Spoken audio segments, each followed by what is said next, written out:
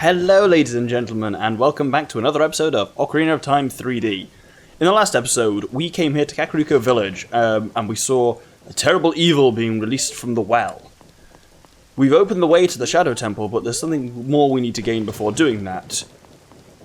And it involves this strange little side plot here. So there's this very angry man in the windmill, and if we talk to him, he says, "Ugh, I'll never forget what happened on that day 7 years ago. It's all that Ocarina Kid's fault. Next time he comes around here, I'm going to mess him up." Ocarina Kid, you say? What? You've got an ocarina? What the heck? That reminds me of that time 7 years ago. Back then, a mean kid came in here and played a strange song. It messed up this windmill. I'll never forget this song.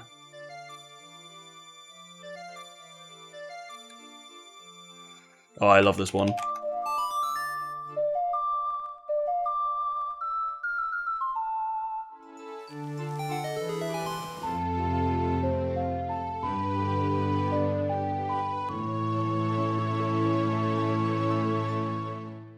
So you've learned the Song of Storms. And indeed it does mess the windmill up, it makes it spin even faster, and he's real mad at it. If we talk to him again, he goes, "Oh no, a storm again! You played the ocarina again, didn't you?" And yes, so whenever you play the Song of Storms, it starts raining, and that's a few useful uses. Useful uses, good one. So, what we're going to do is we need to do something at Hyrule Castle. Of course, Hyrule Castle doesn't exist anymore. So we need to head back in time and then head to the edge of Hyrule Castle, where we woke up Talon as a child. So, this specific tree, so we can only get here obviously as a child. If we play the Song of Storms here, I really like that sound. And also I really like rain. It's ideal in so many ways. Anyway, that opens up a hole. There are a few of these in the world that can only be unlocked by the Song of Storms. And there is a skull teller behind one of these, and I can never remember which, so I'm just going to blow up all four of them. I'm guessing it's the one that made the doodly doodly stuff. There we go. Oh, no, wait, that's not a... There we go. I was like, there it is, that's the skull teller, but it's just a regular one, not a gold one. We've got most of these now, we must have. Well, let's check exactly how many we have. We have 77. Over 3/4 of them. Wonderful. Anyway, with that done, a few more side quests to take care of since we're back here as a child. Let's head to Zora's River. So, if you come to this part of Zora's River, which has this log, you proceed along it, and you can see there are some frogs under the water. And specifically, if you stand here, it says, "Some frogs are looking at you from underwater." So what do? Well, you pull out the ocarina and play the Song of Storms.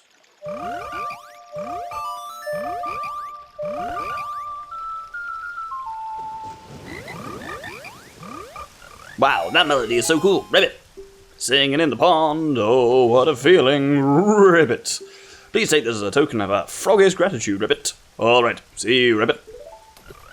And so that gets you a piece of heart. But there's actually more we can do here. We have a lot of other songs that we can play. If you play every non-warping song you know, well, see what happens. We start with Zelda's Lullaby.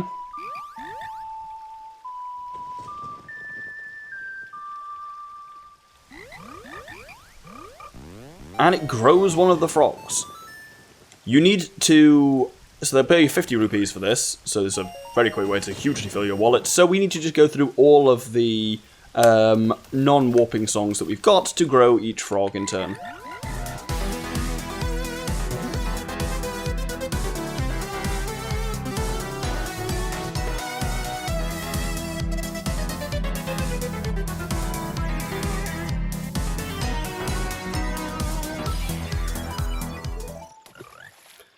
So, after you've grown all of them, draw your ocarina again, and you play an extremely frustrating minigame.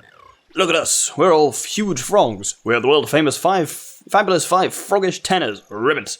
Make us jump so we can eat the bugs flying above us. Okay, then ready, set, go. So, if you look at how the frogs are positioned, and you look at the pattern on the ocarina on the bottom screen, you can see they correspond. And you have to press the buttons above them. It's always the same sequence, and I find this just really difficult. I've got the sequence written down here, but that doesn't help, because I've still got to physically bloody do it. So, let's go. Oh.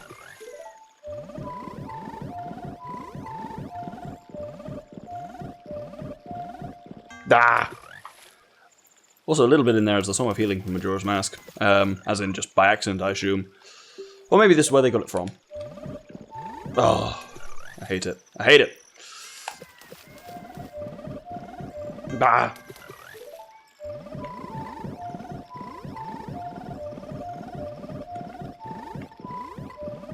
Yay! Young boy, you did great. Perfect. We are stuffed. Ribbit. Would you take this token of our gratitude? I don't know why I read first in there.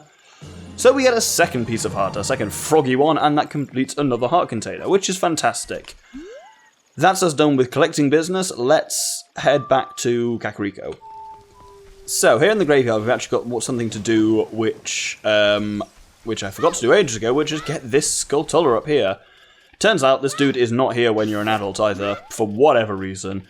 So it has to be back here as a child, so it's like, I'll just do it when I'm coming back to do the little thing. So, as I say, we can go on and we can do the Shadow Temple now. There's nothing really stopping us, except it's really irritating to do without a certain item. That item comes from, it's time for another mini-dungeon, like the Ice Cavern a few episodes ago. In order to get to that dungeon, though, well, it's an unusual one. And I don't still fully have my head around how this works. But we learned at the beginning of this episode the Song of Storms. This is a bit of a fun time travel paradox. An Ocarina kid came to this windmill 7 years ago and fucked it up with the Song of Storms. We then learnt the Song of Storms from Guru as an adult. And now, we go back in time and we close the loop and we fuck up the windmill with the Song of Storms.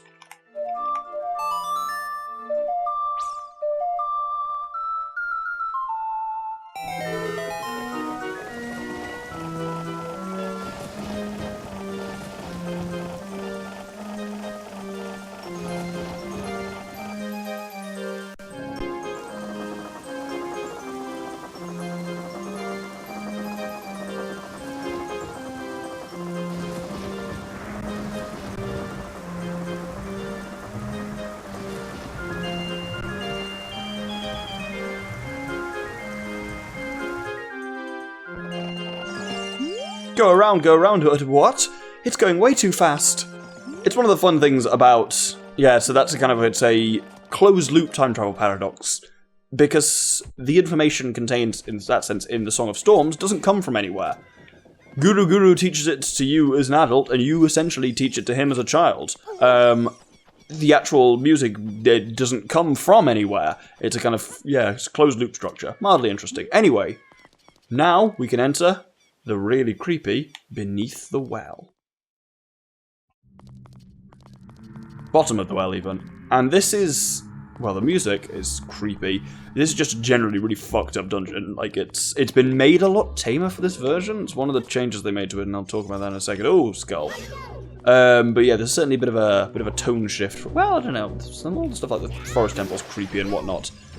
Well, there's this skeleton there, and if you talk to it, I guess, I can hear the spirits whispering in this room. Look for the Eye of Truth. That's what they're saying.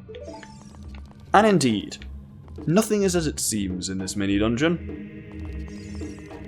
Yes, you can just walk through walls and shit. So you have this kind of central room that's got water flowing around it, and a bastard going around it. There's a green bubble, a huge one going around. If you stay in the water, you'll be fine, because if you...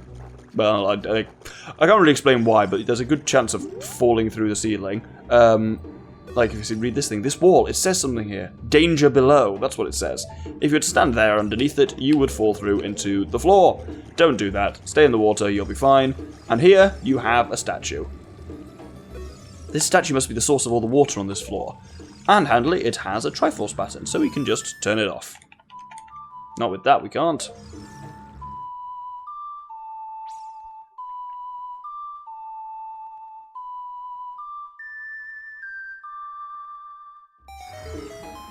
So that stops that thing from vomiting, which dries up all of this. Oh, there's your bubble. So you can actually stun this thing with a boomerang and then just kill it. It actually only takes one hit. It's all bark and no bite. But yes, this is basically was someone's torture basement. By the way, that light can absolutely grab you through the wall. It doesn't pull you through the wall, but it just does the thing to you and fucks up your shield and stuff. So don't get too close to it. Basically, this was someone's, torture basement. There was an old man who lived here, various people in Kakariko will tell you this if you speak to him. There's an old man who could see the truth. and his house was here. And this is like his weird torture basement. And it had a lot more torture-y stuff, like flaying racks and shit like that was removed for this version. It's very much been softened since the N64 one. There's less fucked up stuff in it. What is this room? Oh, bugger! I'd kind of forgotten entirely about this. And so it's a strange mini-dungeon, as in what we're about to do here is basically get the dungeon item right away, and all we need from this is the dungeon item. But then there's various skull tellers that we can get with the aid of that dungeon item, so that's what we'll be doing. Time for a really creepy boss. So, this absolute freak is... Oh, it's got me. So, its hands tend to grab you, because this is indeed a dead hand. Watch out for its infinite hands, aim for its head. So raise its head up, down, and back, and moves around, and then, after a while, it'll bring its head down. At that point, you deal some damage to it with some jump attacks, and then it'll probably disappear. It's never entirely clear, but I always got the impression that it's all connected. Like, these hands grab you, and then, well, you can barely see that it appears at that point. I always got the feeling that it's all one creature that's all, like, attached underground, which is really disturbing. I mean, this is... Ugh. These... Are we just... Scared isn't quite the right word. When it disappears, by the way, you have to be grabbed by a hand to tease it into kind of coming back. Yeah, this didn't even, like, scare me as a child so much as just freak me the fuck out. Like, this thing is fucked up. Let's draw... I thought I nearly finished it off there. Come on, come on. And there we go. Very disturbing. Oh, she just lies there twitching on the ground. Oh, it's awful. I hate it. I still hate it now. Oh, get away. Anyway, time to get to the mini dungeon item.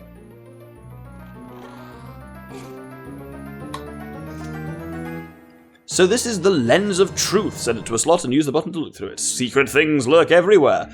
Be sure to use it outside of this world. Seeing the truth will cost magic power.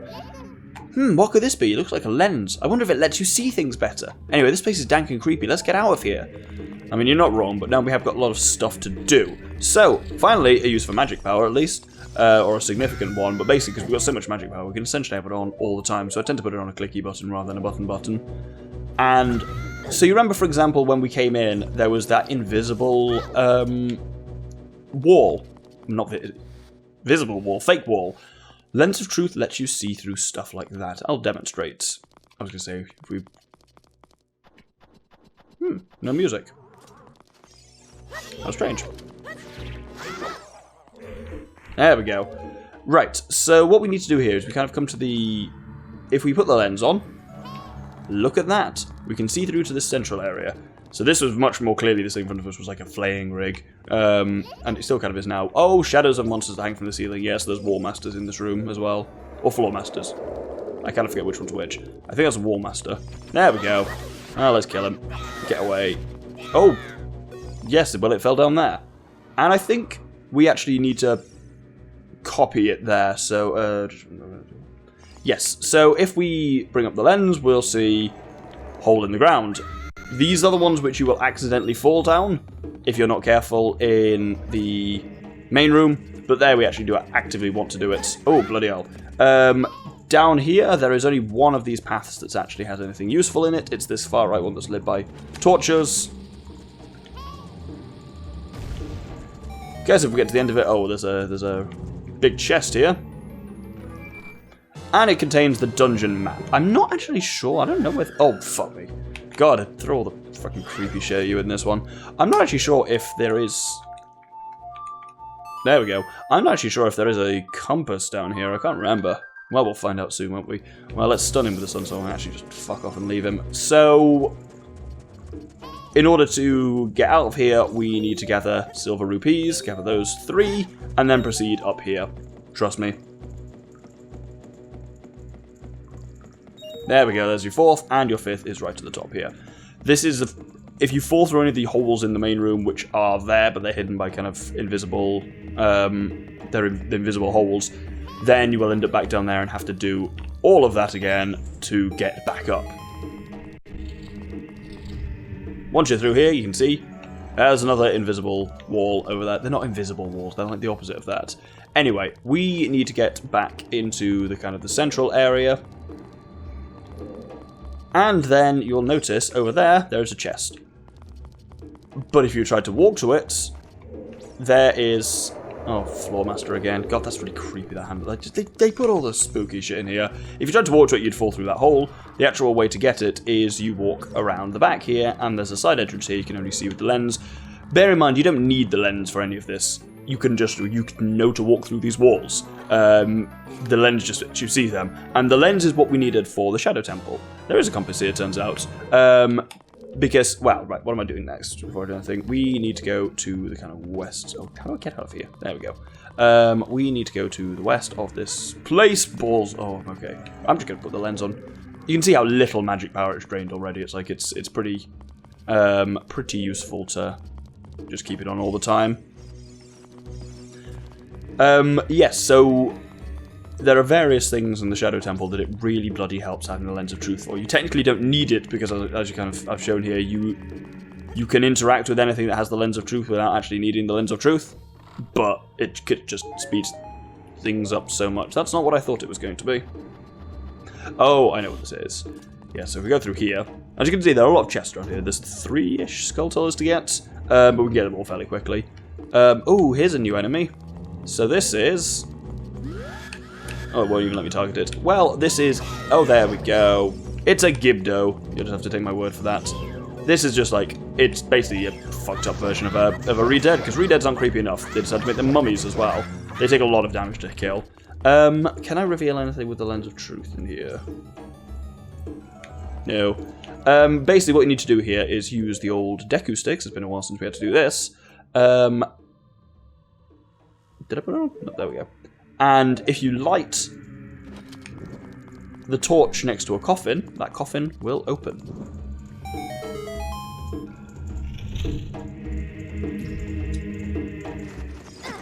So this one has a few bats in it, but it does also have a small key. Even those like creepy eagly crow statues like freaked me out when I was a kid. Just like everything's fucked up down here. It's awful. I hate it. Anyway, let's head back to the main room. So you can see from the map that there's a lot of chests in here, and indeed we're going to get two that are in basically symmetrical positions and you can only see the way through to them with the lens. There's one here in this fucking ossuary, I suppose would be the technical term, and there's a nice symmetrical one on the other side, which gives us access to two sculptures. What the fuck is it? Oh, hello, Bubble. You're going to hit me, aren't you? Yep. Hello. Huh, maybe it's around the side then. Maybe it's not symmetrical. I was wrong. Yeah. Well, another ossuary here. And now I just need to get back into the middle bit, because in the middle bit there are two locked doors.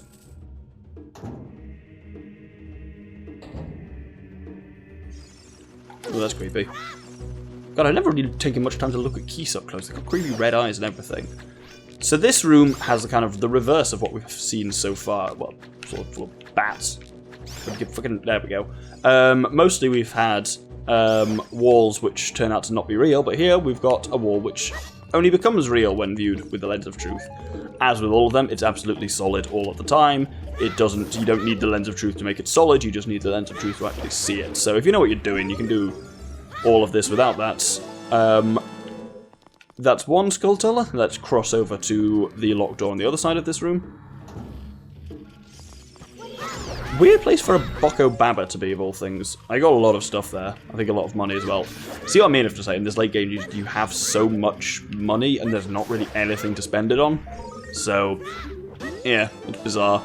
Anyway, with that one down, we've got one more. There's a fair few chests still to get, but they're all just rupees and stuff. So what we need to do is head over to the kind of the northeast of this main chamber. And we get this kind of little crawl hole here. And so if we proceed through here, this gets us to our final Skulltula, which I guess will be... Oh no, it won't quite be the end of the episode. I think we've got one more thing to do before we completely wrap up. So here is, of course, a final locked door. And this room... Oh, we've not seen Beamos for a while, have we? Beamos and Fire Keys. Oh, this is a recipe for me losing my shield. You know what? I'm just going to actually take the shield. Can I take the shield off? No, I just have to... I'll just switch to the metal one for now. Okay, let's first off kill the Beamos, because otherwise he'll be really problematic. Note, I'm treading carefully, because there's a lot of holes in the floor. And these ones really are... Oh!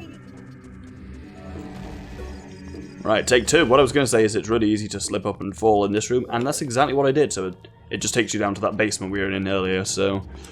It's a long crawl out of it.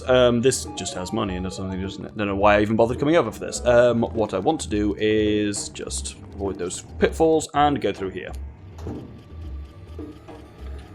And you can hear the Skulltula. We could see this one earlier, because this is the one that's next to the old Like. So let's stun this guy, just because I don't want to lose shields or anything. Likes are annoying. Get the fuck away from... Oh, the anus got me. Well, there goes my Hylian shield. That's actually kind of annoying. Come on. Oh, bloody hell, come on.